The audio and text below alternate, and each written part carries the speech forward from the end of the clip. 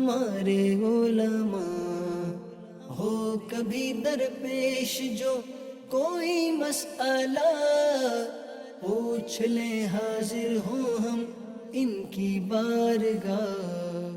الحمد للہ رب العالمین والصلاة والسلام علی خاتم النبیین اما بعد فاعوذ باللہ من الشیطان الرجیم بسم اللہ الرحمن الرحیم والصلاة والسلام علیک یا رسول اللہ وعلی آلک واصحابک یا حبیب اللہ، والصلاة والسلام علیک یا نبی اللہ وعلی آلک واصحابک یا نور اللہ۔ مدنی چینل کے ناظرین، پروگرام دارالافتاء اہل سنت میں آپ کو خوش آمدید کہتے ہیں۔ اللہ رب العالمین ہم سب کو شریعت مطہرہ کے احکامات سیکھ کر سمجھ کر عمل پیرا ہونے کی توفیق عطا فرمائے۔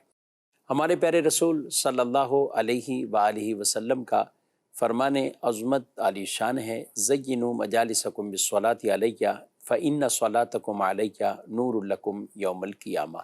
اپنی مجلسوں کو مجھ پر درود پڑھ کر آراستہ کرو، خوبصورت بنا لو، تمہارا مجھ پر درود پڑھنا قیامت کے دن تمہارے لیے نور ہوگا۔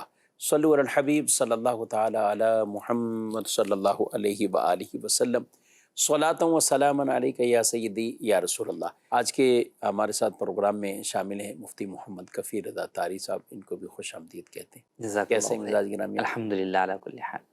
ماشاءاللہ۔ کچھ سوالات بھی ہمارے پاس موجود ہیں، دیکھتے ہیں ہمارے ناظرین کیا پوچھنا چاہتے ہیں۔ میرا نام محمد علی اتاری ہے۔ کیا موبائل پر قرآن پڑھنے کا وہی ثواب ہوتا ہے جو باقاعدہ قرآن پاک سے پڑھنے کا ہوتا ہے؟ کیا فرماتے ہیں؟ بسم اللہ الرحمن الرحیم۔ قرآن کریم پڑھنے کا ثواب تو وہی ملے گا جو آپ قرآن کریم جو ہے وہ ہارڈ کاپی کے اندر صفحات پر موجود قرآن کریم کو دیکھ کر تلاوت کرتے ہیں۔ البتہ قرآن کریم چونکہ اللہ پاک کی پاک کتاب ہے، اس کو چھونا بھی عبادت ہے، اس کا دیکھنا بھی عبادت ہے، پڑھنا بھی عبادت ہے۔ تو جب آپ موبائل کے ذریعے سے پڑھ رہے ہوتے ہیں تو آپ اس کو چھونے سے ایک طریقے سے محروم ہوتے ہیں، تو وہ جو چھونے کا جو ثواب ہے وہ آپ کو نہیں مل سکے گا، لیکن دیکھ کر پڑھنے کا جو ثواب ہے وہ بھی انشاءاللہ عز و جل ملے گا، اور تجوید کے مطابق پڑھیں گے تو پڑھنے کا ثواب بھی ملے گا۔ ہاں، قرآن کریم جو صفحات کی صورت میں مصحف شریف موجود ہے، جب آپ اس کو ہاتھ میں لے کر پڑھیں گے تو جب آپ کے ہاتھ جو ہے وہ اس کو ٹچ کریں گے، مس کریں گے، تو اس کا چھونا بھی جو ہے وہ بہرحال عبادت ہے، تو وہ ثواب آپ کو صفحات والے قرآن کریم کو ہاتھ میں لے کر پڑھنے کی صورت میں زیادہ حاصل ہوتا ہے۔ ٹھیک ہے، ماشاءاللہ۔ اس میں ہونا کیا چاہیے، زیادہ بہتر کیا ہے، کیا فرماتے ہیں آپ؟ دیکھیں، قرآن کریم مصحف شریف والا ہی ہاتھ میں لے کر تلاوت کرنی چاہیے۔ وجہ یہ ہے کہ ایک تو اس کے اندر خود جب بندہ قرآن کریم اٹھاتا ہے تو خود ہی جو ہے وہ متوجہ ہو جاتا ہے اس طرف، اور بہت ساری چیزوں کے اندر ادب کا خیال جو ہے وہ کرتا ہے، جبکہ اس کے مقابلے میں جب ہم عام طور پر دیکھتے ہیں کہ لوگوں کے ہاتھ میں موبائل ہے، اب آپ موبائل پڑھ رہے ہیں، ساتھ ہی جو ہے وہ میسیج آ گیا تو اب آپ جو ہے ہو سکتا ہے کہ میسیج کی طرف جو ہے وہ کنورٹ ہو جائیں، یا اور دیگر کئی اعتبار سے ادب جو ہے وہ اس طرح نہیں کر پاتے جس طریقے سے ایک مصحف شریف ہاتھ میں ہوتا ہے تو ہم کرتے ہیں۔ البتہ بعض جگہ اس کے بھی اپنے جو ہے وہ فوائد ہیں، کہ جیسے اب کسی شخص کا وضو نہیں ہے اور وہ ایسی جگہ کے اوپر ہے جہاں پر جو ہے وہ وضو اس وقت وہ کر نہیں سکتا، اب تلاوت کرنی ہے اسے، صحیح۔ تو ایسی صورت کے اندر وہ جو ہے وہ تلاوت کر سکتا ہے۔ عام طور پہ بس کے اندر جا رہے ہیں اور کسی جگہ جا رہے ہیں، وہاں قرآن کریم ساتھ لے کر چلنا جو ہے وہ مشکل لے کے رکھیں گے کہاں پر، تو اس صورت کے اندر ٹریولنگ میں خاص طور پہ یہ بہت زیادہ آسانی جو ہے وہ ہو جاتی ہے کہ آپ قرآن کریم جو ہے وہ بغیر وضو کی بھی تلاوت کر سکتے ہیں اس کے اوپر۔ اگرچہ بہتر اس میں بھی یہی کہ باوضو ہو کر کیا جائے، لیکن اگر کوئی بے وضو جو ہے وہ کرے گا تو ایسی صورت میں گناہ گار نہیں ہوگا۔ اسی طرح خواتین جو ہے وہ جب ناپاکی کے ایام میں ہوتی تو تلاوت قرآن کریم تو ان کے لیے جو ہے وہ حرام ہی ہے، چھوئے بغیر بھی جو ہے وہ ان کے لیے پڑھنا جو ہے وہ حرام ہے، حافظہ کے لیے بغیر دیکھے بھی جو ہے وہ پڑھنا جو ہے وہ حرام ہے۔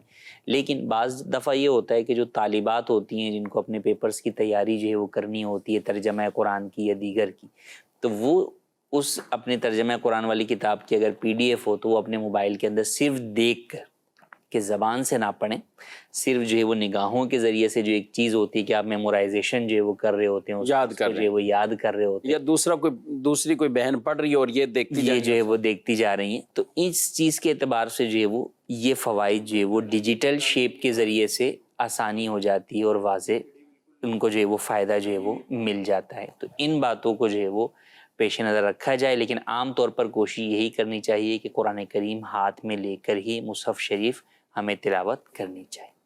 ٹھیک ہے ماشاء اللہ. اور اسی طرح سفر حج ہو یا عمرہ شریف کا سفر ہو تو ظاہر ہے ایئر لائن کے اندر بھی بعض اوقات گھنٹوں گزر جاتے جی. ہیں، پھر آگے بھی بس کے اندر بھی جائیں یا مکہ مکرمہ سے مدینہ منورہ، مدینہ منورہ سے مکہ مکرمہ، تو وہاں بھی اگر مکہ شریف رہتے ہوئے بھی طائف جاتے ہیں، کہیں بھی جاتے ہیں تو گھنٹوں کا سفر ہوتے ہیں.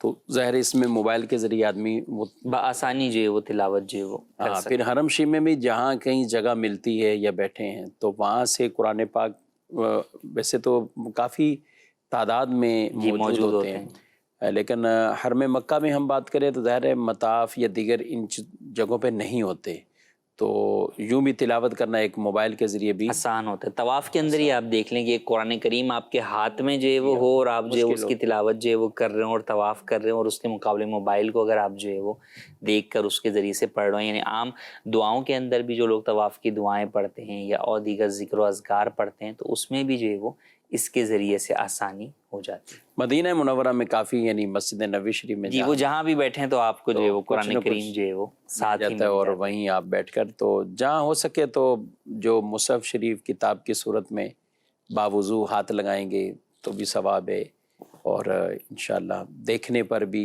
قرآن پاک دیکھنے کا وہ بھی ثواب ہے، چھونے کا ثواب ہے. قرآن پاک کو ادب آداب کے طور پر قرآن کو چومنا، جی ہاں یہ بھی اس کی بھی خاص برکات نصیب ہوں گی. اور باقاعدہ یہ بھی ثابت ہے حضرت عمر رضی اللہ تعالیٰ عنہ اور دیگر اس طرح کے کہ باقاعدہ قرآن مجید فرقان حمید کو چومنا، مصحف شریف کو چومنا، تو یہ آداب والے طریقے. قرآن پڑھنا بھی چاہیے، قرآن سمجھنا بھی چاہیے. اچھا بعض اوقات ہم کفیل صاحب بات کرتے ہیں گھروں کے اندر تو قرآن پاک بڑے اعلیٰ کسی غلاف کے اندر اور اس کی ایک اچھی اعلیٰ ترین الماری بنی ہوتی ہے، یا اس میں بھی آپ دیکھیں تو باکس اس کے بہت خوبصورت مارکیٹ میں اب آتے ہیں. جہیز کا قرآن پاک الگ سے، یعنی اس کو کہ یہ جہیز کے لیے یہ فلاں کے ہے، تو یہ ٹھیک ہے آداب یا اس میں، لیکن ہر گھر کے اندر بلکہ ہمارے سننے والے یا سننے والیاں ہماری بہنیں جن کو جہیز میں بھی قرآن پاک ملا اس وقت تو بہت خوش ہوئیں کہ اتنا خوبصورت، اور کیا اس کے بعد بھی کیا پریکٹس میں رہا، یہ کیا خیال ہے اس میں؟ بالکل. قرآن کریم کا اصل تو برکت اس کا حصول اسی ذریعے سے ہے کہ بندہ اس کی تلاوت کرے، اس کے احکامات کے اوپر جو ہے وہ عمل پیرا ہو. تو اب اگر ہم قرآن کریم کو بہت ہی خوبصورت مزین جو ہے وہ طباعت والا لے بھی لیں، پرنٹنگ والا لے لیں، اور پھر اس کو بہت ہی خوبصورت غلاف میں اور اس کے بعد مزید جو ہے وہ خوبصورت رحل میں یا باکس کے اندر رکھ بھی دیں، لیکن اگر تلاوت نہیں کریں گے تو وہ برکات جو ہے وہ حاصل نہیں ہو سکیں گی. جس طرح جہیز کے بقیہ سامان سے جو ہے وہ لوگ لطف اندوز ہوتے ہیں، استعمال کرتے ہیں، وہ چاہے برتن ہیں، وہ چاہے اور دیگر ساری چیزیں ہیں، تو وہیں خواتین کو بھی یہ چاہیے کہ وہ جو والدین نے قرآن کریم کے سائے میں رخصت کیا ہے تو اس سائے کو ہمیشہ اپنے اوپر رہنے دیں، اور وہ سایہ اسی طرح آپ کے اوپر رہے گا کہ آپ اس کی تلاوت کی جو ہے وہ عادت بنائیں. یہ نہ ہو کہ جناب جب آپ کے بچے بڑے ہو جائیں تو ان کو یہ پتہ چلے کہ جہیز کے اندر اگر کوئی چیز باقی رہی ہے تو وہ صرف یہ قرآن کریم ہی باقی رہا، امی کی نشانی، کیونکہ باقی تو چیزیں استعمال ہو کے ختم ہو جاتی ہیں. تو قرآن کریم کی تلاوت خود بھی کرنی چاہیے، بچوں کو بھی اس کی عادت جو ہے وہ ڈالنی چاہیے. اور جو گھرانے اس کا معمول بناتے ہیں تو وہاں دیکھیں ایک ٹائم ہوتا ہے، پتہ ہوتا ہے کہ بھئی فجر کے بعد مثال کے طور پر تلاوت قرآن کریم جو ہے وہ کرنی ہے، تو بڑے بوڑھے جو تلاوت کرنے والے ہیں عرصہ دراز سے وہ اس کے اوپر عمل پیرا آج بھی ہیں کہ وہ اس کو لے کر بیٹھتے ہیں. ہم مسجد کے اندر بھی دیکھتے ہیں کہ بعض بوڑھوں کی عادت ہوتی ہے کہ وہ جو ہے وہ قرآن کریم کی تلاوت کرتے ہیں. تو اسی طرح ہمیں اپنی عادت جو ہے وہ بنانی چاہیے، اور نہ صرف اپنی بلکہ اپنے بچوں کی بھی تربیت اس طرح کرنی چاہیے کہ انہیں قرآن کریم کی تلاوت کا عادی بنائیں. اور بہت ہی اچھا ہو کہ ہم تلاوت کے ساتھ ساتھ ترجمہ اور تفسیر کا مطالعہ بھی کریں، اور اس کے لیے بڑا آسان سا جو ہے وہ امیر سنت نے ایک ہمیں جو ہے وہ نیک عمل دیا ہے کہ آپ جو ہے وہ 3 آیتیں جو ہے وہ پڑھ لیں. تفسیر ترجمہ کے ساتھ. تو یہ کوئی اتنی مشکل جو ہے وہ نہیں ہے, شاید جو ہے وہ 10 منٹ کے اندر اب کوئی تو شخص تین جو ہے وہ تین کر کر کے لے گا. عبدالحبیب بھائی کے جو ماشاءاللہ ریکارڈنگ کی صورت جی. میں, آڈیو کی صورت میں تو اسے آپ جو ہے وہ سن بھی جو ہے وہ کہیں بھی سکتے ہیں. جاتے ہیں. آپ کراچی شہر کی بات کر لیں تو ٹریفک کتنا ہوتا ہے. جی تو یہاں اگر ڈیوٹی بھی کسی کی کہوں کہ 15 سے 20 کلومیٹر دور ہے تو اسے اپنے گھر شام کو پہنچنے کے لیے 1 گھنٹہ درکار ہوتا ہے جی. تقریباً. 5 6 7 کلومیٹر ہے تو وہ بھی آدھے گھنٹہ 40 منٹ ان کو بھی لگ جاتے ہیں.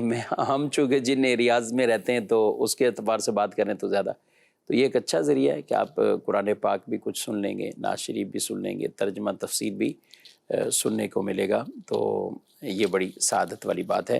اللہ پاک ہم سب کو عمل کی توفیق دے. بڑھتے ہیں مزید آپ کے سوالات کی طرف. سوال یہ ہے کہ ہمارے والد صاحب نے جو مطلب اپنی جگہ پونجی تھی وہ بچوں میں تقسیم کر دی, ایک خاصی اماؤنٹ تھی جس کے اوپر حج بھی فرض تھا ان پہ. تو اب بچے جو سارے انہوں نے اپنے اپنے کاروبار میں پیسے ضائع کر دیے ہیں, تو ایسا اب کسی کے پاس بھی گنجائش نہیں ہے کہ وہ حج کروا سکے یا والد صاحب خود کر سکے, تو اس کے لیے آپ کیا طریقہ کار ہے؟ اللہ, یعنی والد صاحب نے جگہ بھی تقسیم کر دی ہے, اس وقت جو اماؤنٹ تھا تو اس پر حج بھی فرض ہو گیا ہے ان پہ, جی. اب کسی کے پاس نہیں ہے. یہ حج کسی بھی شخص کے اوپر زندگی میں کبھی بھی مالی اعتبار سے فرض ہو گیا, یعنی ایام حج جب آپ کے ملک سے, آپ کے شہر سے حج کے قافلے بنتے ہیں, اس وقت آپ کے پاس اتنا مال ہو کہ آپ حج پر جا سکیں اور حج کے اخراجات اور جتنے عرصے کے لیے حج پہ جا رہے ہیں, جتنے دنوں کے لیے, اتنے دنوں کا پیچھے آپ کے اہل و عیال کا نان نفقہ. تو اگر اتنا مال آپ کے پاس ہے ضروریات زندگی کے علاوہ تو آپ پر حج فرض ہو گیا. اب حج دین اسلام کا وہ رکن ہے جو کہ زندگی میں ایک ہی مرتبہ جو ہے وہ فرض ہوتا ہے. تو حج فرض ہو گیا. اب فرض ہونے کے بعد کوئی شخص جو ہے وہ دوبارہ صاحب استطاعت نہیں رہا تو بہرحال تب بھی اس کے اوپر وہ جو حج فرض ہو چکا تھا وہ ادا کرنا لازم ہی رہے گا. اب اس کے اوپر لازم یہ ہے کہ وہ حتی الامکان کوشش کرے کہ حج پہ جانے کے لیے انتظامات کرے, پیسے جمع کرے. اگر کہیں سے قرض مل سکتا ہے جس کی اسے یہ امید ہے کہ اگر میں قرض لے لوں گا تو بعد میں آ کے میں اسے اتار دوں گا, تو یہ بھی کرے اور اپنا حج فرض جو ہے وہ ادا کرے بہرحال. اور اگر ایسا جو ہے وہ نہیں ہے, قرض مل نہیں سکتا یا مل سکتا ہے لیکن اس کو اتارنے کی کوئی امید جو ہے وہ نہیں ہے, یا اس کے پاس کوئی ایسا مال بھی نہیں ہے جس سے وہ بیچ کر جو ہے وہ حج کے اوپر جا سکے, تو بہرحال پھر ایسی صورت میں اس پر یہ لازم ہوگا کہ کم از کم توبہ استغفار بھی کرتا رہے اور کوشش بھی بہرحال کرتا رہے مرتے دم تک, اور وصیت بھی جو ہے وہ اپنی اولاد کے لیے حج بدل کی کر جائے. کیونکہ کئی دفعہ ایسا ہوتا ہے کہ ضروریات زندگی کی کوئی چیز ہوتی ہے, جیسے گھر ہی ہے جس کے اندر وہ شخص رہ رہا ہے, تو اب اسے بیچ کر تو حج پر نہیں جا سکتا, صحیح, لیکن کم سے کم وہ وصیت کر دے گا تو یہ ہوگا کہ اب اس کے انتقال کے بعد ورثہ پہ لازم ہوگا کہ تجہیز و تکفین کے بعد, قرض کی ادائیگی کے بعد جو اس نے وصیت کی ہے تہائی مال میں اس کی طرف سے وہ حج بدل کروائیں, تو یوں وہ سبکدوش ہو جائے گا. اچھا, اولاد کے لیے کچھ ہے؟ جیسے اس سوال میں انہوں نے کہا کہ اولاد کے پاس بھی کسی کے پاس اتنے نہیں ہے کہ وہ حج کرا وہ حج جو ہے وہ کروائیں. اصل یہ کہ اس معاملے میں کئی والدین جو ہے وہ یہ غلطی کر بیٹھتے ہیں کہ وہ اولاد کے درمیان جو ہے وہ تقسیم کرنے میں جلد بازی جو ہے وہ کرتے ہیں. وہ یہ سمجھتے ہیں کہ یار اولاد کے درمیان ہم تقسیم کر دیں گے تو ہمارے بعد اولاد جو ہے وہ لڑے گی نہیں یا اولاد کا آپس میں جو ہے وہ اختلاف نہیں ہوگا.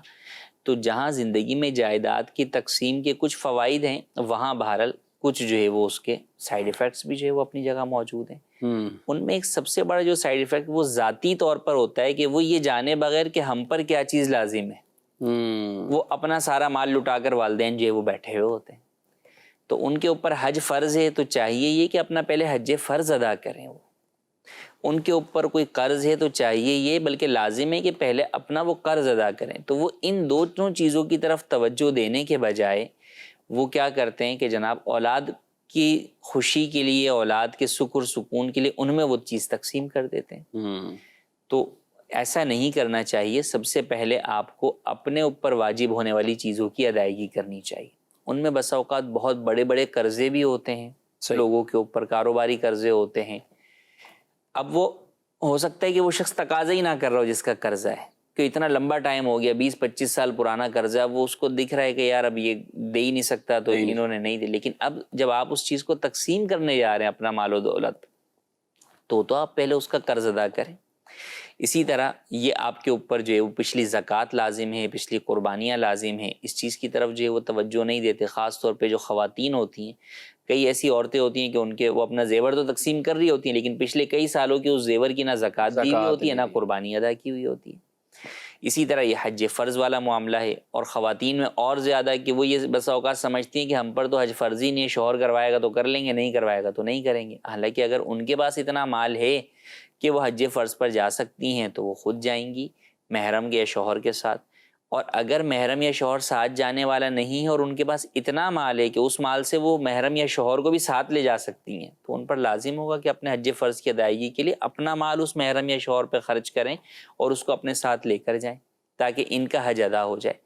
تو یہ غلطی جو عام طور پر لوگ کر لیتے ہیں، ایسا ہرگز نہیں کرنا چاہیے. اور اولاد کو یہ چاہیے کہ چلیں والدین نے اگر آپ کی محبت میں ایسا کام کر ہی دیا ہے تو یار آپ سارے بھائی بہنیں مل کر کیا اسی والد کو حج نہیں کروا سکتے، اس کو عذاب قبر سے نہیں بچا سکتے؟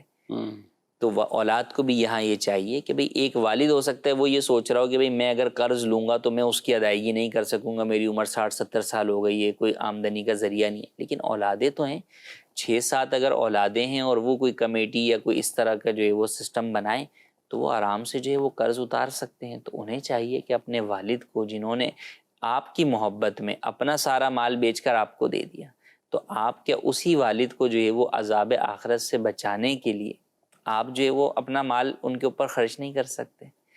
تو یہ اولاد کے لیے بھی سعادت مندی کی بات ہوگی کہ وہ اپنا مال والدین پر اس اعتبار سے خرچ کرے کہ بھئی ان کا حج ادا ہو رہا ہے، ان کے فرض کی ادائیگی ہو رہی ہے. یہاں تو مسئلہ یہ ہوتا ہے کہ ایک تعداد ہوتی ہے کہ والدین اپنی اولاد کے لیے قرض لے لیتے ہیں جی، اور اولادیں اپنے والدین کے لیے والدین کے لیے قرض لینے کو کبھی تیار کبھی ایسا مرض یا کوئی علاج کا معاملہ یا کچھ اور، تو وہ اسے نہیں کہ والد پہ وہ کہیں گے دوسرا بھائی کرے، وہ کہ وہ کرے، وہ کہ یہ کرے، یا ساری ایک دوسرے کو دیکھ کے آخر میں رزلٹ یہ نکالتے ہیں کہ ہمارے پاس تو کچھ نہیں، ہم کر نہیں سکتے.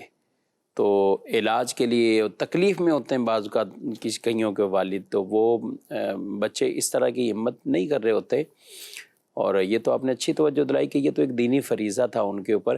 اچھا یہاں والدین کے لیے بھی کہ جب کبھی آپ تقسیم کاری کریں تو کم از کم پہلے آپ یہ دیکھ لیں کہ حقوق اللہ اور حقوق العباد آپ سے متعلق کتنے. جی، یعنی زندگی میں ان کو کوئی شریعت نے تو نہیں کہا کہ یہ تقسیم کریں، نہ ان کو کوئی فرض رکھا، نہ ان پہ واجب رکھا کہ یہ تقسیم کریں ہی کریں یہ.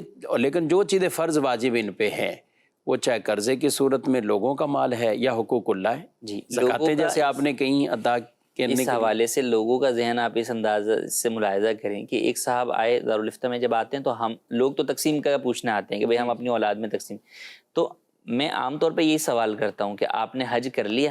یہ ایک عام طور پہ سوال کرتا ہوں. تو ان میں ایک صاحب سے پوچھا تو انہوں نے جواب دیا اس پہ حیران، وہ کہنے لگے حج پہ چلے آؤں گا تو اولاد کو کیا دوں گا؟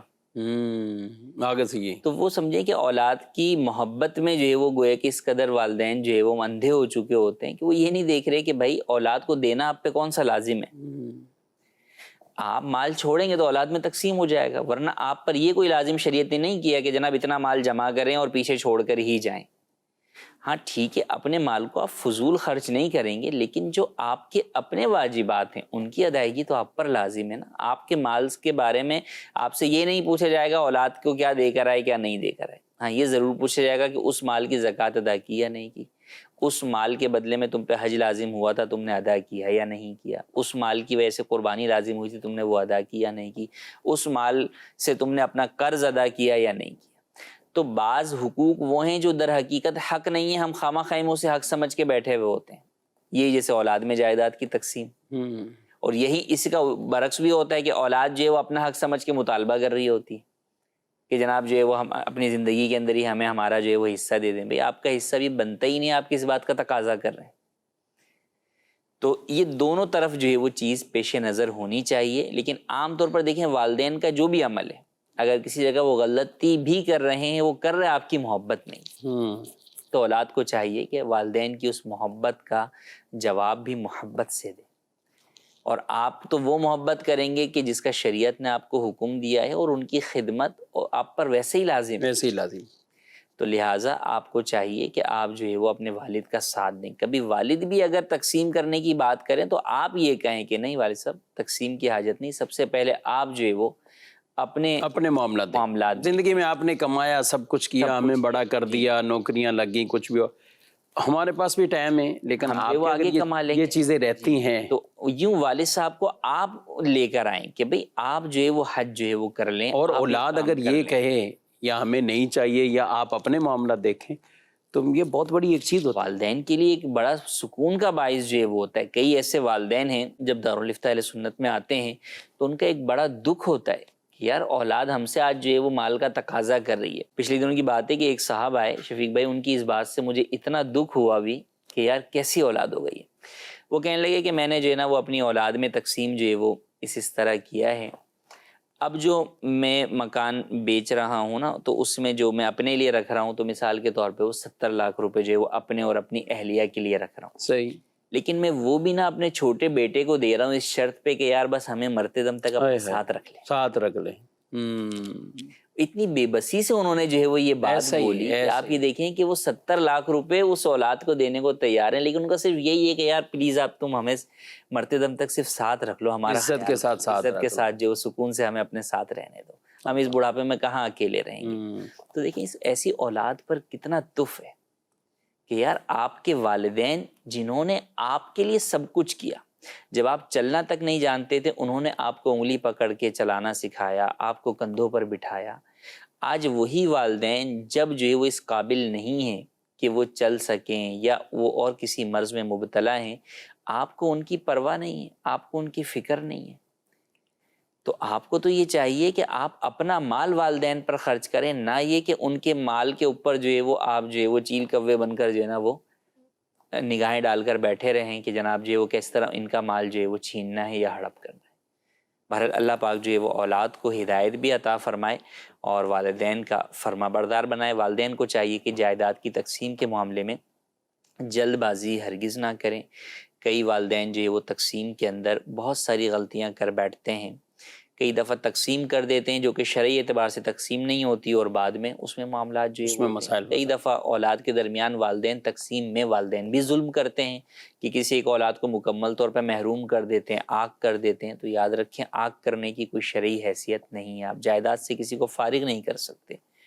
تو لہٰذا یہ تمام چیزیں پہلے والد کو چاہیے یا والدہ کو چاہیے کہ آ کر مشورہ کریں، دارالفتہ اہل سنت سے شرعی احکام جانیں اور پھر اس کے مطابق ہی عمل کریں. کفیل بھائی آپ نے جو یہ بیان کیا کہ 70 لاکھ یا کتنا وہ رکھنا چاہ رہے ہیں والد صاحب اور پھر چھوٹے کو کہہ رہے ہیں کہ آپ ہمیں رکھو.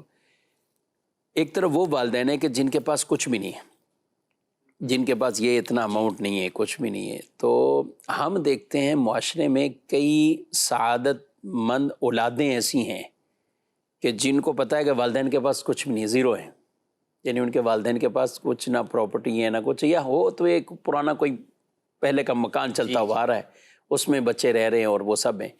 بظاہر اور کوئی ایسا نہیں ہے، لیکن ہم دیکھتے ہیں کہ ایسے بعض بالکل نارمل کمائی کرنے والے، جاب کرنے والے یا بزنس مین بھی، تو ان کے برتاؤ بھی والدین کے ساتھ بہت اچھے بھی ہوتے ہیں. یعنی یہ بھی ایک معاشرے میں اس طرح کے افراد بھی ہیں. بالکل ایسا بھی ہے کہ جو ہے وہ لوگ والدین کے بہرحال فرما بردار بھی ہوتے ہیں اور خدمت گزار بھی ہوتے ہیں، اور اس کا دیکھیں پھر اثر بھی ان کو نظر آتا ہے اور اس کا صلہ بھی ان کو مل رہا ہوتا ہے. ان کے بچے بھی دیکھ رہے ہیں، ان کے بچے بھی دیکھ رہے ہیں وہ ان کے ساتھ جو ہے وہ کیا جو ہے وہ سلوک جو ہے وہ کرتے ہیں. اور کئی دفعہ ایسا کرنے والے بھی ہوتے ہیں. واقعہ آپ کو وراثت تو ایسا طلاق اور وراثت کے ایسے مسئلے ہیں کہ ہمارے پاس روز کی شاید کئی سٹوریز جو ہے وہ بالکل ایسے جو ہے نا ایکچوئل ہیں. ہم کوئی فرضی آپ کو نہیں بتا رہے، وہ ہیں جو ہم ڈیلی جو ہے وہ لوگوں سے ڈسکس جو ہے وہ کرتے ہیں، لوگ بتاتے ہیں. تو کئی دفعہ ایسا ہوتا ہے، ایک صاحب آئے انہوں نے اپنا ہی مکان بنایا تھا، ان کا اپنا ذاتی تھا اور سب کچھ بنایا، لیکن وہ انہوں نے شروع میں والدہ کے نام کر دیا تھا. اب وہ شرعی اعتبار سے تو والدہ کا نہیں ہوا، وہ تھا بیٹے کا ہی جو ہے وہ، مگر اس میں یہ ہوا کہ وہ یہ چاہ رہے تھے کہ بھئی یہ چونکہ والدہ کے نام کر دیا تھا نا مفتی صاحب، بھلے اگرچہ یہ میرا ہی ہے لیکن میں چاہتا ہوں کہ امی کی زندگی میں امی جیسے چاہے تقسیم کر. اب لیکن امی جو تقسیم کرے نا اس میں امی گنہگار نہ ہو. تو وہ والدہ کو لے کر آئے تھے کہ آپ امی کو بتا دیں کہ بھئی امی اس کو کیسے تقسیم کرے. تو اگرچہ بنیادی طور پہ تو وہ اس شخص کا تھا، یعنی اولاد بیٹے کا اپنا ذاتی گھر تھا، لیکن وہ یہ چاہ رہا تھا کہ نہیں، والدہ جیسے چاہے تقسیم کر لیں اور تقسیم میں گناہ گار نہ ہو. تو یوں اور اس جیسے اور بہت سارے افراد ہیں جو والدین کی خدمت بھی کرتے ہیں، لیکن بہرحال فی زمانہ اس کے اگر ہم تقابل کریں نا پرسنٹیج کے اعتبار سے، تو بہت سارے افراد جو آتے ہیں یا ہمارے سامنے کیسی ذاتیں میں ان میں کہہ سکتا ہوں کہ والدین بہرحال اولاد سے جو ہے وہ پریشان ہوتے ہیں کئی اعتبار سے، اور اس میں یہ جائیداد کی تقسیم والا معاملہ بہرحال کافی زیادہ پریشان کن ہوتا ہے. تو اور اس کے اندر میں اس وقت کئی دفعہ ایسا ہوتا ہے کہ بچے بھی آتے ہیں ساتھ میں، تو ان کو بھی یہی بتاتے ہیں کہ دیکھیں آج جو آپ اپنی اولاد کے ساتھ کریں گے نا، کل کو اس سے زیادہ شاید برا ہی آپ کی اولاد آپ کے ساتھ کرے. یہ بالکل. تو یہ تو والدین کو جو آپ تکلیف دیں گے، یہ ایک ایسا گناہ ہے کہ اس کی سزا دنیا کے اندر بھی جو ہے وہ مل جاتی ہے، آخرت میں تو جو ہے وہ ہے. تو لہٰذا یعنی والدین اپنے حقوق ادا کریں، اولادیں اپنے دونوں پر الگ الگ معاملات. یہ اور اگر کہیں والدین حقوق ادا نہیں بھی کر پاتے تو بھی بہرحال اولاد کو یہ حق نہیں ہے کہ وہ ان کو ان کے حقوق ادا نہ کرنے پر تانے دے اور ان کی خدمت گزاری سے ہاتھ کھینچ لے. نہیں، یہ اپنے طور پہ اگر ان کا حق ادا کرے گا تو انشاءاللہ یہ دیکھے گا کہ آگے دنیا کے اندر اس کی اولاد اس کے حقوق ادا کرے گی اور آخرت کے اندر جنت انشاءاللہ اس کا مقدر بنے گی. ماشاءاللہ. سرگودا سے سوال ہے کہ جو احرام کی حالت میں انتقال کر جائے تو انہی کا احرام کی چادروں میں دفن کیا جاتا ہے؟ نہیں، احرام کی چادروں میں دفن کرنا انہیں ضروری نہیں ہے. انہیں مکمل جو ہے احرام کی چادروں میں بھی دفن کر سکتے ہیں کہ وہ کفن کا جو ہے وہ بغیر سلا ہوا لباس ہوتا ہے، تو کفن کے لیے بغیر سلا ہوا لباس ہوتا ہے اور سفید بھی ہوتا ہے، تو اس اعتبار سے کوئی حرج نہیں ہے. لیکن چونکہ وہ صرف 2 چادریں ہوتی ہیں، مرد کے لیے کفن جو ہے وہ 3 جو ہے وہ اس کے اندر ہے، لیکن یہ مرد کے لیے. عورت کا جو احرام ہوتا ہے وہ تو سلا ہوا ہی ہوتا ہے، یعنی احرام کیا ہوتا ہے، اس کے تو نارمل کپڑے ہی ہوتے ہیں. تو عورت کو تو سلے ہوئے کپڑوں کے اندر دفن نہیں کیا جائے گا، اس کو جو ہے وہ اس کی کفن کے بغیر سلے ہوئے کپڑے میں جو ہے وہ دفن کیا جائے گا. ہاں، مرد ہے تو اس کے لیے وہ 2 چادریں ہیں تو 1 چادر اس کے اندر اور ایڈ ہو جائے گی تاکہ کفن سنت کے مطابق 3 کپڑوں میں اسے دفن کیا جائے. کہتے ہیں کہ سوال ہے کہ واش روم کے آگے کچھ فاصلے پر جائے نماز بچھا کر نماز پڑھ سکتے ہیں؟ جی، جائے نماز اگر آپ اس طرح فاصلے سے بچھا کر جو ہے وہ پڑھتے ہیں کہ وہاں پر جو ہے وہ واش روم کے پاؤں وغیرہ جو ہے وہ نہیں آ رہے، اس سے پہلے ہی پائیدان رکھ کے چیز جو ہے وہ پاؤں وغیرہ جو ہے وہ صاف ہو جاتے ہیں، تو پھر ایسی صورت کے اندر آپ پڑھ سکتے ہیں، اس میں کوئی حرج نہیں. جو امام صاحب مسجد میں نماز کے بعد سورہ ملک کی تلاوت کرتے ہیں تو کیا اس دوران اپنی نماز پڑھ سکتے ہیں؟ جی ہاں، اس دوران اپنی نماز کی آپ جو ہے وہ پڑھ سکتے ہیں. بہتر یہ کہ آپ تھوڑا سا دور ہٹ کر پڑھیں، کیونکہ عام طور پہ تلاوت تیز آواز سے کی جاتی ہے تاکہ دیگر سارے احباب بھی سن لیں تو آپ کی نماز میں خلل واقع نہ ہو. تو جب آپ کو دکھ رہا ہے کہ اب 1 منٹ کے بعد تلاوت شروع ہو جائے گی، یا آپ نے سلام پھیرا اور آپ مزید رکعت پڑھنے کے لیے کھڑے ہو رہے ہیں اور تلاوت شروع ہو چکی ہے، تو آپ پھر ایسی صورت میں اگر مسجد میں اندر تلاوت ہو رہی ہے تو آپ باہر برآمدے میں آ کر جو ہے وہ اپنی بقیہ نماز ادا کر لیجیے. کہتے ہیں کہ تجوید کے ساتھ پڑھنا قرآن پاک نہیں آتا، بس حروف تہجی کا فرق کرنا آتا ہے، تو قرآن کی تلاوت کی جا سکتی؟ دیکھیں، حروف تہجی کا فرق کے ساتھ ساتھ جو دیگر قواعد تجوید ہیں ان کو بھی پورا کرنا ضروری ہے. پھر کچھ ایسے قواعد ہیں کہ جن کا جو ہے وہ پورا کرنا اس اعتبار سے ضروری ہے کہ نہ کرنے کی صورت کے اندر معنی فاسد ہو جاتے ہیں، اور بعض صورتوں کے اندر اسے لحن جلی کی غلطی کہا جاتا ہے، اور بعض صورتوں میں لحن خفی کی غلطی ہوتی ہے کہ وہ غلطی ہے اس کی وجہ سے گناہ گار نہیں ہے لیکن بہرحال وہ بھی مناسب نہیں ہے. تو تجوید مکمل سب چیزوں کے ساتھ ہے، اس میں مخارج بھی آ جاتی ہے، ادائیگی بھی آ جاتی ہے، قواعد کی رعایت بھی آ جاتی ہے. تو تجوید کے مطابق ہی قرآن کریم سیکھنے کی کوشش کرنی چاہیے اور اس کے مطابق ہی پڑھنا چاہیے. جی مزید سوال. میرا نام تنویر حسین ہے، میں ملتان کا رہنے والا ہوں. میرا یہ سوال ہے کہ اگر کسی کی ایک نماز رہ جائے تو وہ اگلی نماز پہلے پڑھے یا پیچھے والی کو دہرائے؟ جی، کسی بھی شخص کی اگر کوئی نماز جو ہے وہ قضا ہو گئی تو ایسی صورت کے اندر اگر وہ شخص صاحب ترتیب ہے، یعنی اس کی 6 نمازیں یا اس سے زائد نمازیں جو ہے وہ قضا نہیں ہوئیں، اس سے کم جو ہے وہ قضا ہوئی ہیں، تو ایسی صورت کے اندر وہ شخص جو ہے وہ پہلے اپنی وہ جو قضا نماز ہے اس کی ادائیگی کرے گا، پھر اس کے بعد وقتی نماز ادا کرے گا، جب کہ وقت میں گنجائش موجود ہو۔ اگر تو وقت میں گنجائش نہیں ہے، پتہ ہے کہ وہ قضا نماز ادا کرے گا تو یہ والی بھی قضا ہو جائے گی، تو پہلے جو ہے وہ پھر وہ نہیں پڑھے گا۔ لیکن اگر وقت میں گنجائش ہے، اگرچہ جماعت فوت ہو رہی ہو، جب بھی اس کے لیے حکم یہ ہوگا کہ پہلے اپنی وہ فوت شدہ پڑھے اور پھر اس کے بعد یہ پڑھے۔ اور اگر وہ شخص صاحب ترتیب جو ہے وہ نہیں ہے تو پھر ایسی صورت کے اندر اسے یہ رخصت ہے کہ وہ اپنی پہلے وقتی نماز ادا کر لے اور بعد میں جو ہے وہ پچھلی نماز ادا کر لے۔ تو اس بات کا خیال کرنا چاہیے۔ لیکن کئی دفعہ ایسا ہوتا ہے کہ لوگ وقتی نماز ادا کرتے ہیں اور پھر پچھلی والی کو چھوڑ دیتے ہیں، تو یہ نہیں ہونا چاہیے۔ اگر تو وقت میں بھی گنجائش ہے، آپ کی جماعت بھی فوت نہیں ہو رہی، تو پھر ایسی صورت میں کوشش کریں کہ وہ پہلے والی پڑھ لیں، کیونکہ ورنہ پھر شیطان اس کو جو ہے وہ پیچھے کی طرف کرتا چلا جاتا ہے اور یوں آپ کی وہ قضا نمازیں جو ہے وہ ایک ڈھیر اور انبار جو ہے وہ ان کا بنتا چلا جاتا ہے۔ تو آپ حتی الامکان یہی کوشش کریں کہ اگر کبھی بھی نماز قضا ہو تو فوری طور پر جلد از جلد جو ہے وہ اسے ادا کر لیں۔ جی مزید سوال۔ یہ کہنا تھا کہ جو نماز ظہر ہے وہ سفر میں کیسے پڑھی جاتی ہے؟ مزید میں شہزاد مفتی صاحب، کیا سوشل میڈیا پر نیک بات شیئر کرنا بھی صدقہ جاریہ بن سکتا ہے؟ جی، پہلا سوال نماز ظہر سفر میں کیسے ہیں، اور یہ سوشل میڈیا پہ لنک شیئر کرنے کے والے سے اس پر بھی گفتگو کرتے ہیں۔ جو شرعی مسافر ہے وہ 3 نمازوں کے اندر جو ہے وہ فرضوں میں 4 رکعت کی جگہ 2 رکعت پڑھتا ہے، تو ظہر، عصر اور عشاء ان کی 4 فرضوں کی جگہ پر 2 فرض پڑھے گا۔ عشاء میں وطر کی جگہ وطر 3 رکعت پوری پڑھے گا، باقی مغرب 3 رکعت ہے وہ بھی پوری پڑھی جائیں گی اور فجر بھی پوری پڑھی جائے گی۔ اب جہاں تک سنتوں کا معاملہ ہے ظہر کی، تو اگر کوئی شخص جو ہے وہ سفر چل رہا ہے اس کا، کہ گاڑی سے اتر رہا ہے، ایک گاڑی میں بیٹھا ہوا ہے، گاڑی چل رہی ہے، تو ایسی صورت کے اندر وہ شخص جو ہے وہ سنتوں کے اندر اسے رخصت ہے، سنت مؤکدہ بھی وہ چھوڑ سکتا ہے، گناہگار نہیں ہوگا۔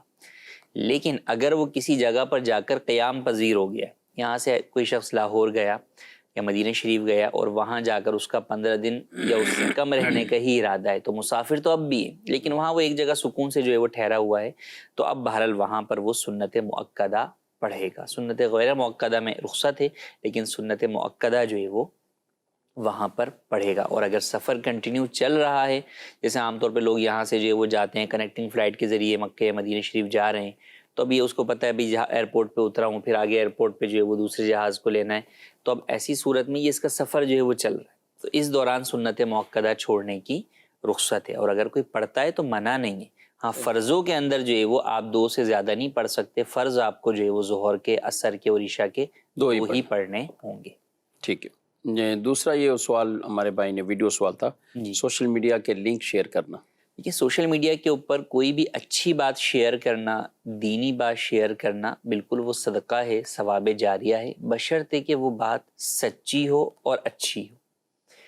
کئی دفعہ بہت ساری باتیں لوگ جو ہے وہ پھیلا دیتے ہیں جو کہ مستند نہیں ہوتی، یعنی سچی نہیں ہوتی، حقیقت سے ان کا کوئی تعلق نہیں ہوتا، تو ایسی بات جو ہے وہ پھیلانا وہ آپ کے لیے بسا اوقات فضول پھیلانے کا باعث بنتا ہے یا گناہ جاریہ کا باعث جو ہے وہ بن رہا ہوتا ہے۔ خاص طور پر قرآن کی آیت یا حدیث، آپ کہہ رہے ہیں کہ یہ قرآن کی آیت ہے، حالانکہ وہ قرآن کی آیت ہی نہیں ہے۔ آپ کہہ رہے ہیں یہ حدیث ہے، رسول اللہ صلی اللہ علیہ وسلم نے ایسا فرمایا، حالانکہ حضور نے ایسا فرمایا ہی نہیں۔ تو کتنی سخت وعید ہے اس کے بارے میں کہ فرمایا کہ جو مجھ پر جھوٹ باندھے جان بوجھ کر تو وہ اپنا ٹھکانہ جہنم میں بنا لے۔ تو لہٰذا ایسا ہرگز نہیں کرنا چاہیے۔ کئی لوگ مختلف قسم کی چیزیں جو ہے وہ لکھ کر بھیج دیتے ہیں، اس بات کو سوچے سمجھے بغیر کہ اس میں کیا بات کہی جا رہی ہے، کیا مقصد ہے، کیا بات کا مقصد نہیں ہے۔ پھر ہر بات پھیلانے والی نہیں ہوتی سیاق و سباق کے بغیر۔ ایک گفتگو پوری کی جا رہی ہے، اب اس کے بیچ میں سے آپ بیچ میں ایک کٹ لگائیں اور وہ چیز اٹھا کے جو ہے وہ ڈال دیں، اس کے پیچھے اس کی کیا شرط ہے، کیا نہیں ہے، یہ بہت عام جو ہے وہ ہو رہا ہے۔ تو ان تمام چیزوں کو سمجھنا جو ہے وہ چاہیے، پھر اس کے بعد ہی جو ہے وہ آگے بڑھانا چاہیے۔ تو اس لیے مشورہ یہ ہے کہ اپنے طور پر نہ کریں۔ دعوت اسلامی الحمدللہ آپ کے پاس ایک ایسا پلیٹ فارم ہے جو کہ مستند مواد آپ کو فراہم کرتا ہے، تو دعوت اسلامی کی جو کلپس ہیں یا جو دعوت اسلامی کی پوسٹس ہیں آپ انہیں ہی شیئر کریں اور ایز اٹ از شیئر کریں وداؤٹ اینی ایڈیٹنگ، تاکہ بسا اوقات آپ یہ سمجھ رہے ہوتے ہیں کہ یار یہ بات اضافی ہے، لیکن وہ آپ کی نظر میں اضافی ہے، حقیقت میں اس مسئلے کے اعتبار سے وہ پوری بات ہی مکمل ہے، آدھی بات اس کی جو ہے وہ نامکمل ہو جائے گی. تو اس لیے آپ دعوت اسلامی کے پلیٹ فارم سے چیزیں لے کر ہی آگے شیئر کریں. یعنی ایسی کئی چیزیں جو لوگ ظاہر اب سوشل میڈیا میں ایک سے ایک ایسے ہیں کہ جو خیانت بھی کرتے ہیں.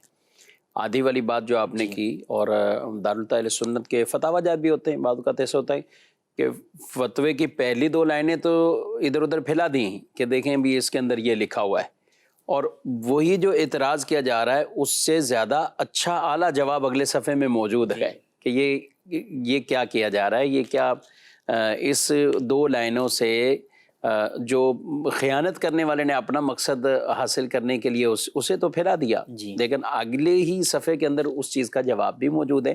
تو ظاہر یہ فتاوی میں بھی کرتے ہیں لوگ اسکرین شاٹ کر کے، اور ویڈیو کے ذریعے کئی ایسے شرعی مسائل بھی ہوتے ہیں. امیر اہل سنت دامت برکاتہم العالیہ نے بیان فرمایا کہ آنکھوں میں سے جو مرض کی وجہ سے اور دکھتی آنکھ سے جو پانی نکلتا ہے، تو اس کے حوالے سے بیان کیا کہ ناپاک اور وضو کو توڑنے کا، اس کو آنسوؤں کے ساتھ جوڑ دیا کہ یہ کہہ رہے ہیں کہ آنسو سے ہی وضو ٹوٹ جاتا ہے. اور وہ کوئی روایت کہہ رہے کہ بیان کریں کہ نبی پاک صلی اللہ علیہ وسلم نماز میں آنسو آئے یا دیگر جگہ پہ. تو کیا آپ مدنی چینل پر نہیں دیکھتے؟ کہ آپ امیر اہل سنت کو ہی نہیں دیکھتے؟ تو وہ تو خود کتنی رقت انگیز انداز سے خود روتے بھی ہیں، آنسو بھی آتے ہیں، تو اور آنسوؤں کو اپنے کپڑوں سے وہ پونچھ بھی رہے ہیں اور رومال سے پونچھ رہے ہیں، اور وہیں نماز کا انتظام و اہتمام ہو رہا ہے. یہ سب چیزیں تو کیا آپ ایسا سمجھتے ہیں کہ اس سے بدی ایک مسئلہ تھا اور وہ یوں غلط بیان ہو گیا؟ تو یہ خیانت کرنے والے ہوتے ہیں سوشل میڈیا پر، کہ کہاں کی بات کو کہاں کے ساتھ اٹیچ کر دیا، اور پھر اس کو آگے پھر پھیلانے والے. یہ نہیں ہے کہ کفیل صاحب یہاں یہ ہے کہ چلو ایک آدمی وہ اشاعت فاحشہ کر رہا ہے ایک طرح کا، لیکن جو لوگ دوسرے ہیں پھر وہ آگے پھیلاتے ہیں، یہ دیکھیں یہ کیا ہوگا، یہ دیکھیں. اور دین بیدار میں کہوں گا ایسے ہی لوگ ہیں کہ جو دین سے لوگوں کو دور کرنے کے لیے اس طرح کی حرکات کرتے ہیں. دیگر علماء اہل سنت کے بھی ویڈیوز، بیانات یا کلپس، وہ اس طرح کی کچھ چیزیں جوڑ کر اور توڑ کر انہیں بیان آگے کر دیتے ہیں، اور اس کے ذریعے اپنے وہ برے مقاصد حاصل کرتے ہیں. تو ایسے شریروں سے ضرور بچنا چاہیے. اتھینٹک مواد ہے تو اس کو شیئر ضرور کرنا چاہیے. اللہ تبارک و تعالی ہمیں یہ سب برکات رحمتیں عطا فرمائے. پروگرام کا وقت اپنے اختتام کو پہنچا ہے، آپ سے اجازت چاہتے ہیں. فی امان اللہ. ہادی و رہنما ہمارے علماء، ہو کبھی درپیش جو کوئی مسئلہ، پوچھ لیں حاضر ہوں ہم ان کی بارگاہ.